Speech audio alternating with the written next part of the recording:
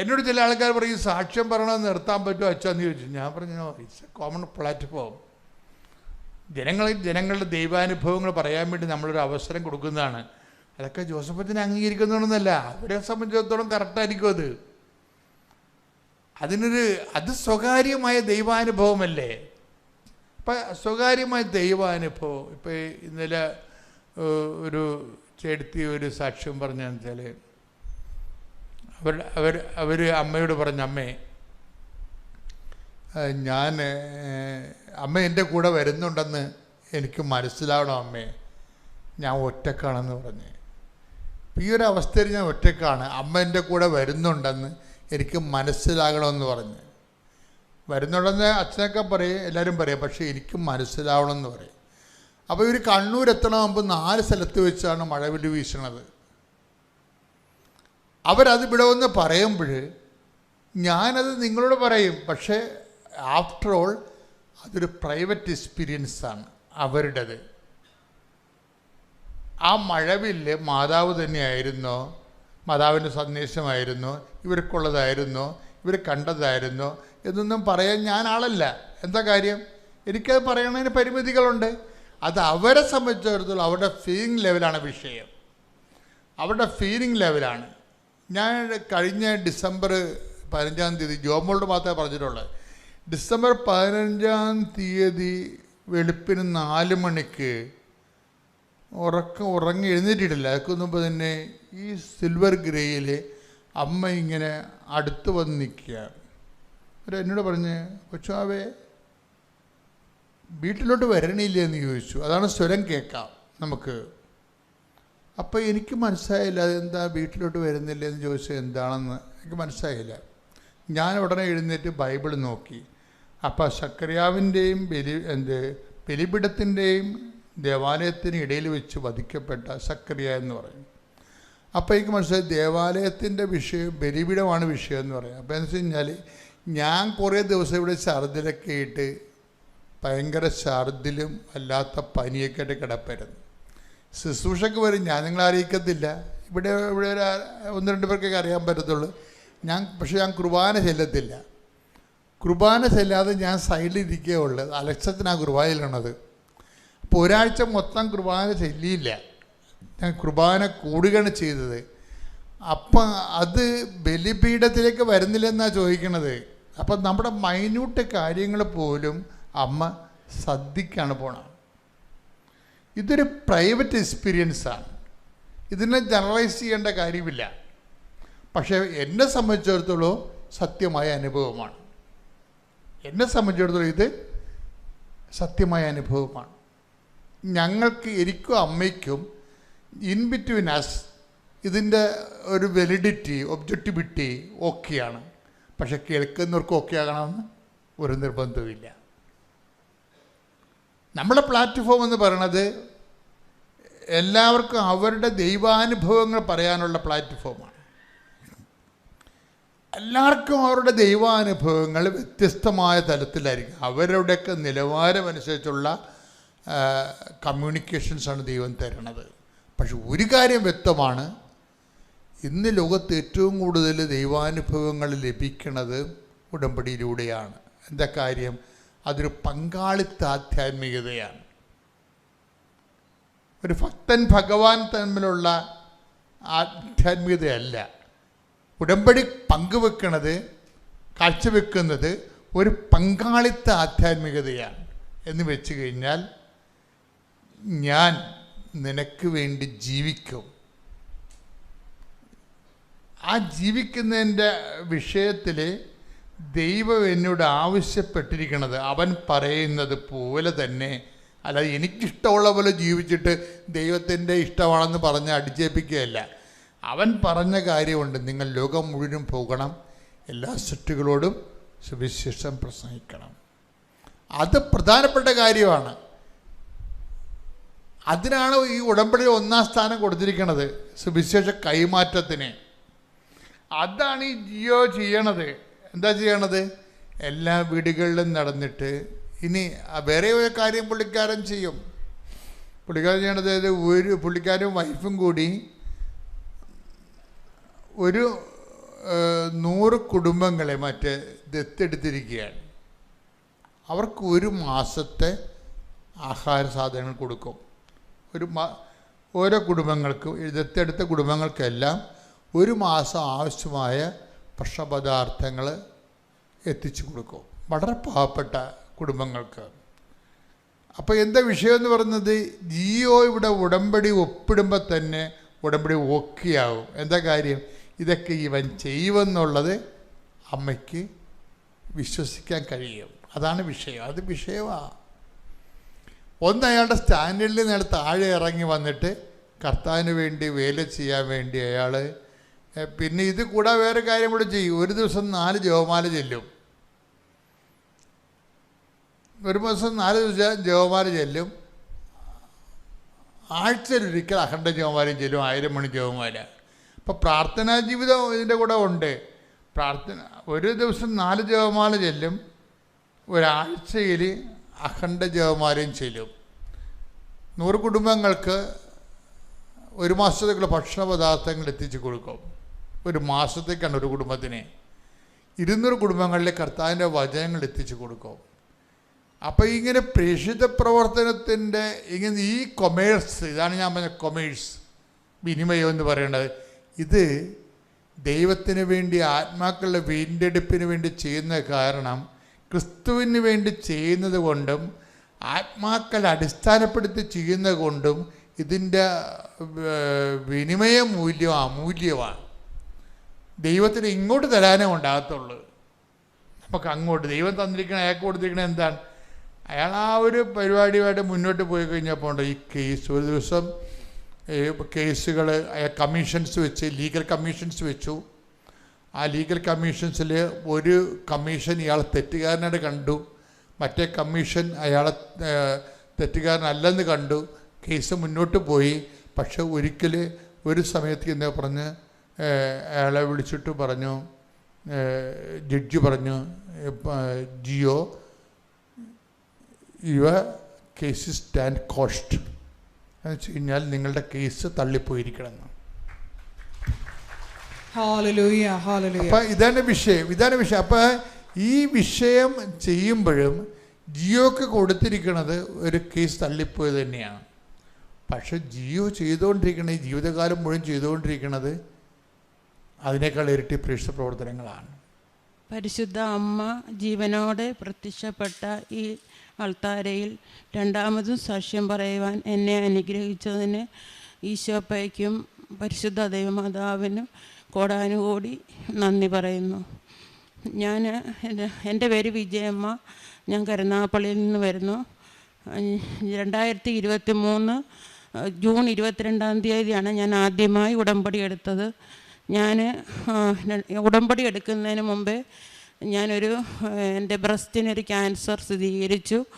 ഒരു breast remove ചെയ്തു പോയി. അങ്ങനെ ഞാൻ ചെക്കപ്പിന് പോയിക്കൊണ്ടിരിക്കുമ്പോഴാണ് എനിക്ക് ഈ പത്രം കിട്ടിയത്. അന്ന് ഞാൻ 2023 ജൂണിൽ വന്ന് ഉടമ്പടി എടുത്തു. ഞാൻ പ്രാർത്ഥിച്ചു വരികയായിരുന്നു. അങ്ങനെ ഒരുപാട് അനുഗ്രഹങ്ങൾ എനിക്ക് തന്നു. എനിക്കും എൻ്റെ ഭവനത്തിലും മറ്റുള്ളവർക്ക് വേണ്ടിയും പ്രാർത്ഥിച്ചു. അതെല്ലാം ഞാൻ വന്ന് സാക്ഷ്യം പറഞ്ഞിട്ടുണ്ട്. ഇപ്പോൾ എനിക്ക് വലിയൊരു രോഗസൗഖ്യമാണ് വീണ്ടും അമ്മ എനിക്ക് തന്നത്. ഞാൻ 6 മാസം ചെക്കപ്പിന് പോവുകയായിരുന്നു. അങ്ങനെ പോയിക്കൊണ്ടിരിക്കുമ്പോൾ വലത് ബ്രസ്റ്റിന് മാമോഗ്രാം ചെയ്ത് കൊണ്ടുചെല്ലാൻ പറഞ്ഞായിരുന്നു. അങ്ങനെ ഞാൻ ചെയ്ത് കൊണ്ടുചെല്ലുമ്പോൾ മാമോഗ്രാമിൽ ഒരു സംശയമായ മുഴ കാണപ്പെട്ടു എന്ന് ഡോക്ടർ പറഞ്ഞു. പക്ഷേ പരിശോധിച്ചപ്പോൾ അത് കാണുന്നില്ല, മാമോഗ്രാമിൽ തെളിഞ്ഞു എന്ന് പറയുന്നു. അങ്ങനെ ഞാൻ കൊണ്ടുവന്ന് കാണിച്ചു. ഡോക്ടർ പറഞ്ഞു ബയോപ്സി ചെയ്യണമെന്ന് പറഞ്ഞു. അങ്ങനെ ഒറ്റയ്ക്കാണോ വന്നോന്ന് ചോദിച്ചു. ഞാൻ പറഞ്ഞു ആണെന്ന് പറഞ്ഞു. അങ്ങനെ ഡോക്ടർ പറഞ്ഞു എത്രയും പെട്ടെന്ന് ബയോപ്സി ചെയ്യണം,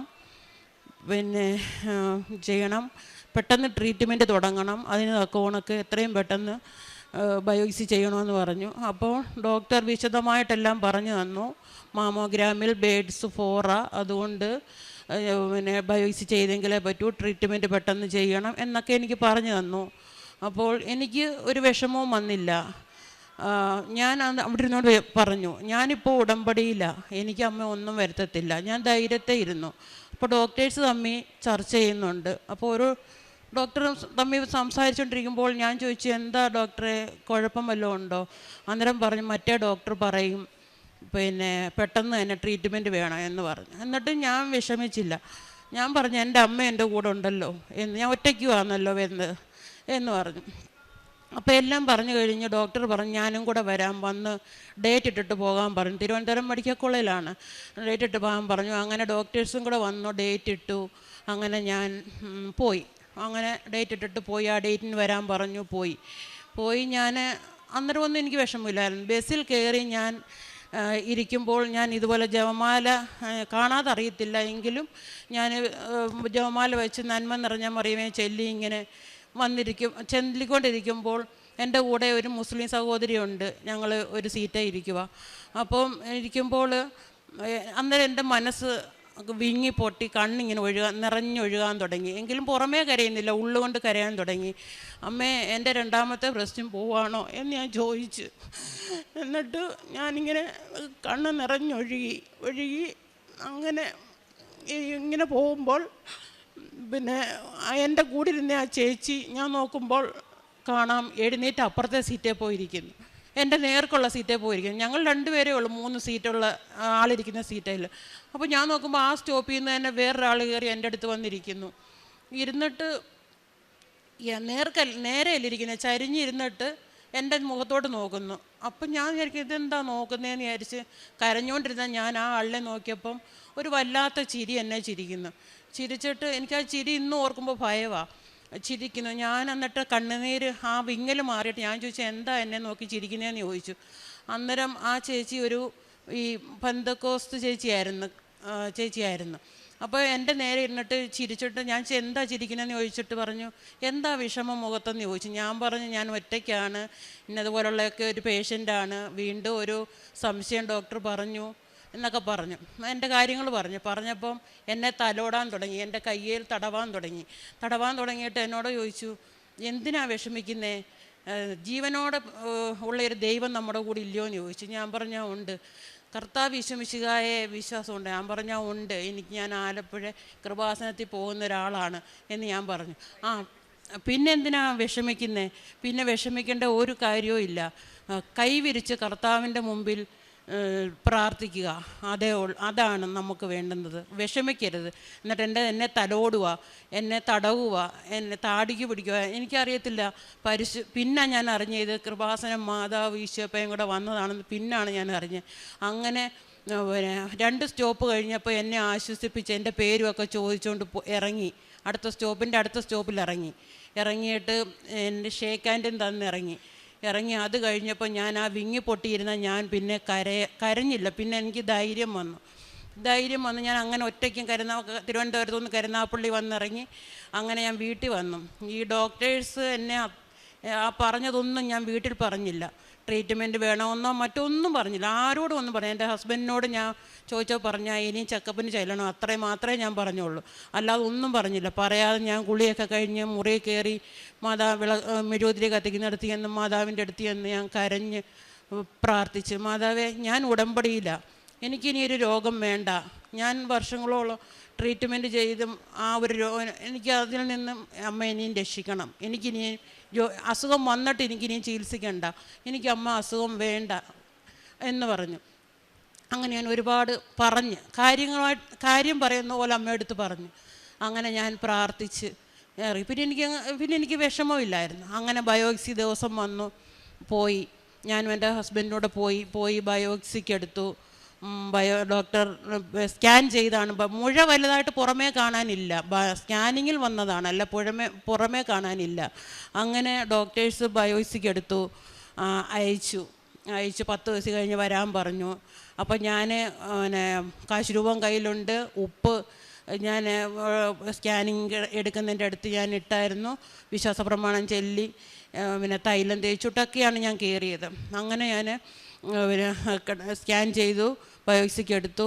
റിസൾട്ടിന് ഞങ്ങൾ പോയി റിസൾട്ട് കിട്ടിയപ്പോൾ അസുഖം ഇല്ല എന്നാണ് വന്നേക്കുന്നത്. അസുഖം ഒന്നുമില്ല, വീണ്ടും റിപ്പീറ്റ് ചെയ്യണം, ഡോക്ടേഴ്സിന് സംശയം വീണ്ടും റിപ്പീറ്റ് ചെയ്യണമെന്നാണ് വീണ്ടും എഴുതിയേക്കുന്നത്. അങ്ങനെ ഡോക്ടേഴ്സിനെ കാണിച്ചപ്പോൾ ഡോക്ടർ പറഞ്ഞു റിപ്പീറ്റ് ഒന്നുകൂടെ ചെയ്യണമല്ലോ, ഇത് ബേഡ്സ് 4 ആണല്ലോ, അത് ഞങ്ങൾക്കിങ്ങനെ പറ്റത്തില്ല, ഞങ്ങൾക്ക് വീണ്ടും റിപ്പീറ്റ് ചെയ്യണമെന്ന് പറഞ്ഞു. അങ്ങനെ വീണ്ടും ബയോപ്സിക്ക് ഡേറ്റ് ഇട്ടു. ആ ഡേറ്റിന് വരാൻ പറഞ്ഞു. അങ്ങനെ കോശങ്ങൾ കുറച്ചുകൂടി എടുക്കണമെന്ന് പറഞ്ഞു. അങ്ങനെ വീണ്ടും ഡേറ്റ് ഇട്ടു പോന്നു. എനിക്ക് ധൈര്യമായിരുന്നു. അങ്ങനെ പിന്നെ വീണ്ടും പോന്നു. പിന്നെ ആ ഡേറ്റിന് വീണ്ടും ചെന്നപ്പം ബയോപ്സി എടുത്തു. അപ്പം വേറെ 2 ഡോക്ടർമാരും ബയോപ്സി എടുത്തു. അപ്പോൾ ആ ഡോക്ടേഴ്സ് സ്കാൻ ചെയ്തിട്ട് പറയുന്നു, മാമോഗ്രാമിൻ്റെ റിസൾട്ട് നോക്കിയിട്ട് പറയുന്നു, ഇതിനകത്തെ പൊസിഷനൊന്നും ഇതിനകത്തില്ലല്ലോ, പൊസിഷനൊന്നും ഇല്ലല്ലോ, പിന്നെ എന്തിനാണ് നമ്മൾ ബയോപ്സി വീണ്ടും ചെയ്യുന്നത്, ഇത് ഒന്നുമില്ലല്ലോ കാണാനെന്നൊക്കെ ഡോക്ടേഴ്സ് തമ്മിൽ പറയുന്നു. അപ്പം ഒരു ഡോക്ടർ പറയുന്നു എന്തായാലും എടുക്കാം, ഒരു ബ്രസ്റ്റ് പ്രശ്നമായതല്ലേ, അപ്പോൾ എന്തായാലും എടുക്കാമെന്നും പറഞ്ഞുകൊണ്ട് എടുത്തയച്ചു. വീണ്ടും 10 ദിവസം കഴിഞ്ഞപ്പം വീണ്ടും റിസൾട്ട് വന്നത് നെഗറ്റീവ്. അവർക്ക് ഒന്നുകൂടെ ചെയ്യണം, 3ാമതും റിപ്പീറ്റ് ചെയ്യണം. അപ്പം അന്നാ വന്നേക്കുന്നത്. അപ്പം ഡോക്ടേഴ്സിനെ അങ്ങോട്ട് വിശ്വസിക്കാൻ പറ്റുന്നില്ല, ഒന്നുമില്ല എന്നുള്ളത്. അപ്പം എൻ്റെ അമ്മ മാതാവ് മാറ്റിയാന്ന് എനിക്ക് പൂർണ്ണ വിശ്വാസമായി. അപ്പം എനിക്ക് ഒന്നുകൂടെ ധൈര്യമായി. അങ്ങനെ പിന്നെ ഡോക്ടേഴ്സിനെ ആ റിസൾട്ട് വാങ്ങിച്ച് കാണിച്ചപ്പോൾ ഡോക്ടർ പറയുന്നു ഇനിയും ചെയ്യണ്ട, ബയോപ്സി ഇനിയും ചെയ്യണ്ട, പക്ഷേ ഞങ്ങൾക്കൊരു ഒരു വെള്ള പേപ്പറിൽ എഴുതി ഒപ്പിട്ട് തരണം, ഞങ്ങളുടെ ഒരു ഉത്തരവാദിത്തത്തിൻ്റെ ഭാഗമായിട്ടുള്ളതാണെന്ന് പറഞ്ഞു. ഞാൻ ചെയ്യാമെന്ന് പറഞ്ഞു. അങ്ങനെ 6 മാസം ചെക്കപ്പ് മാറ്റി, ഓരോ മാസം ചെക്കപ്പാക്കി, 2 മാസം സ്കാനിങ് ആക്കി, 6 മാസം മാമോഗ്രാം ആക്കി, അങ്ങനെ മുന്നോട്ട് പോകാം എന്ന് ഡോക്ടർ പറഞ്ഞു. ഞാൻ പറയാം മതി, കുഴപ്പമില്ല എന്ന് പറഞ്ഞ് ഒപ്പിട്ട് കൊടുത്തു. അങ്ങനെ അവിടെ നിന്നും തിരിച്ചു പോന്നു. ഇപ്പം ഓരോ മാസമാക്കി, ഓരോ മാസം ചെക്കപ്പ്, 6 മാസം മാമോഗ്രാം, 6 മാസം കഴിഞ്ഞ് ഇനി ചെക്കപ്പ് ചെയ്താൽ മതി എന്ന് പറഞ്ഞു. അപ്പോൾ ഞാൻ അവിടെ ഇരുന്നുകൊണ്ട് അമ്മയ്ക്ക് കസേര ഇരുന്നുകൊണ്ട് തന്നെ അമ്മയ്ക്ക് നന്ദി പറഞ്ഞു. ഞാൻ കരഞ്ഞു. അമ്മയ്ക്ക് നന്ദി പറഞ്ഞു വെച്ച് ഞാൻ കരഞ്ഞു. അപ്പോൾ ഡോക്ടർ പറഞ്ഞു എന്തിനാ കരയണ്ട, അമ്മയ്ക്കൊന്നും ഇല്ലല്ലോ, പ്രശ്നമൊന്നുമില്ലല്ലോ, പിന്നെ എന്തിനാ കരയുന്നതെന്ന് ചോദിച്ചു. അങ്ങനെ ഞാൻ സന്തോഷമായിട്ട് എൻ്റെ അമ്മയ്ക്ക് നന്ദി മുട്ടുകുത്തി, ആശുപത്രിയുടെ വെളിയിലോട്ടിറങ്ങി മുട്ടുകുത്തി അവിടെ നിന്നുകൊണ്ട് അമ്മയ്ക്ക് നന്ദി പറഞ്ഞു, വിശ്വാസപ്രമാണം ചൊല്ലി നന്ദി പറഞ്ഞിട്ട് ഞാൻ തിരികെ പോന്നു. അങ്ങനെ ആ വലിയ രോഗത്തിൽ നിന്നും എന്നെ രക്ഷിച്ചതിന് അമ്മയ്ക്ക് ഈശോയപ്പനും കോടാനുകോടി നന്ദി പറയുന്നു. പിന്നെ എൻ്റെ കയ്യിൽ, എൻ്റെ ഈ ഇടത്തെ കയ്യിൽ പത്തിക്കൊരു മുഴയുണ്ടായിരുന്നു. ഞാൻ ജോസഫച്ചനെ വന്ന് കാണുമായിരുന്നു ബയോപ്സി പോകുന്നതിന് മുമ്പെല്ലാം ജോസഫച്ചൻ്റെ അനുഗ്രഹം മേടിച്ചിട്ടായിരുന്നു പോയത്. അങ്ങനെയായിരുന്നു പോയത്. പിന്നെ ഇപ്പോൾ ഇടത് കൈയുടെ ഇവിടെ ഇങ്ങനെ ഒരു മുഴ പോലെ നേരത്തെ 6 മാസമായി, അത് നേരത്തെ വന്നപ്പോൾ ഞാൻ ഓങ്കോളജിയെ കാണിച്ച് ചെക്കപ്പിന് പോകുമ്പോൾ കാണിച്ചപ്പോൾ അവർ പറഞ്ഞു ഓർത്തോയെ കാണിക്കാൻ പറഞ്ഞു. ഓർത്തോയെ കാണിച്ചപ്പം ഓർത്തോ പറഞ്ഞു MRI എടുക്കണമെന്ന് പറഞ്ഞു. MRI എടുത്തപ്പം പറഞ്ഞു പിന്നെ ഷോൾഡറിൻ്റെ മസിൽസിന് നീർക്കട്ട, അപ്പോൾ അതിൻ്റെ നീര് കൈപ്പത്തിയിലോട്ട് ഇറങ്ങിയതാണ്, അതുകൊണ്ട് കീഹോൾ സർജറി ചെയ്യാൻ വരണം അടുത്ത ആഴ്ചയിലെന്ന് പറഞ്ഞു.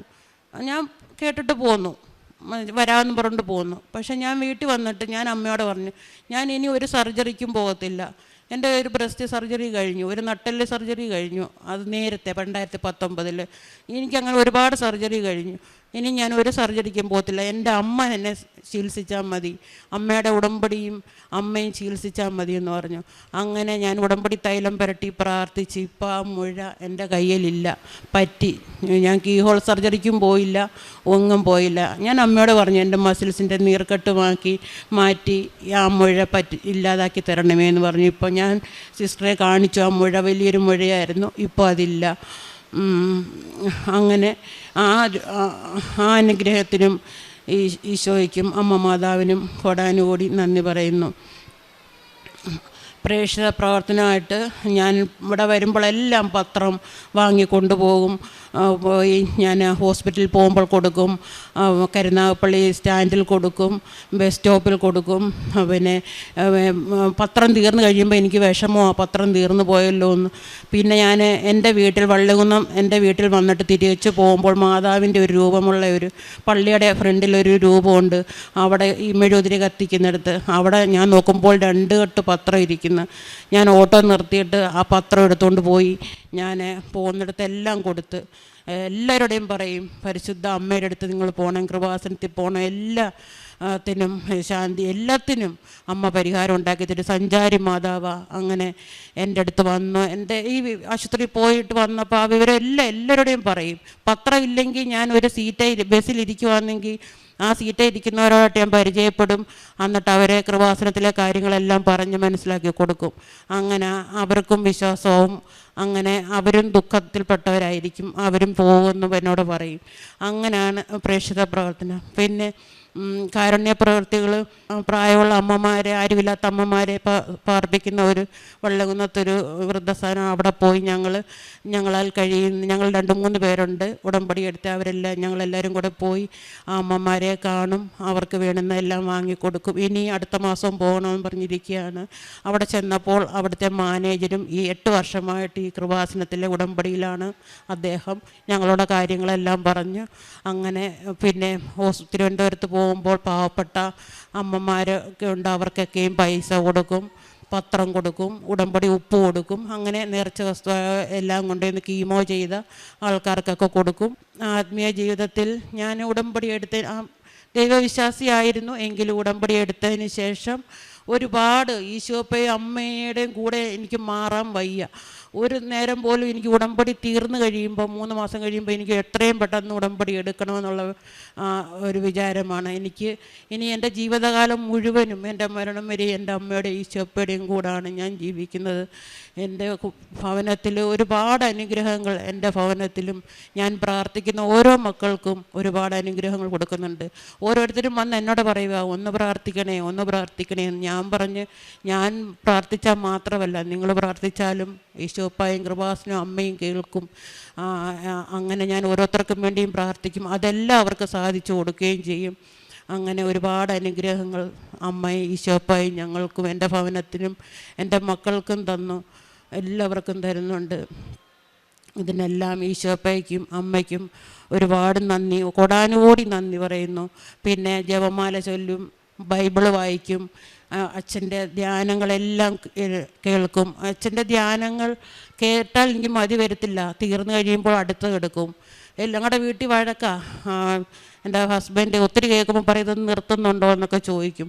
അവർക്കങ്ങോട്ട് എല്ലാം അങ്ങോട്ട് വിശ്വാസത്തിൽ വരാൻ അങ്ങോട്ട് ആയില്ല. പക്ഷേ ഞാൻ പറയും, നമ്മുടെ വീടിൻ്റെ നാഥ യേശുനാഥനും നാഥൻ യേശുനാഥനും നാഥ കൃപാസനും അമ്മയുമാണ് എന്ന് ഞാൻ പറഞ്ഞു കൊടുക്കും. വിശ്വാസമുണ്ട്, പക്ഷെ അത് പുറത്ത് കാണിക്കാൻ ഭയങ്കര മടി. അങ്ങനെയാണ് അങ്ങനെ എല്ലാ അനുഗ്രഹങ്ങളും എനിക്കും എൻ്റെ കുടുംബത്തിനും ഞാൻ പ്രാർത്ഥിക്കുന്ന എല്ലാ മക്കൾക്കും തന്നതിന് ഈശോപ്പയ്ക്കും അമ്മയ്ക്കും ഒന്നുകൂടി ഒരിക്കൽ കൂടി കോടാനുകൂടി നന്ദിയും സ്തുതിയും അർപ്പിക്കുന്നു. എന്നും എക്കാലവും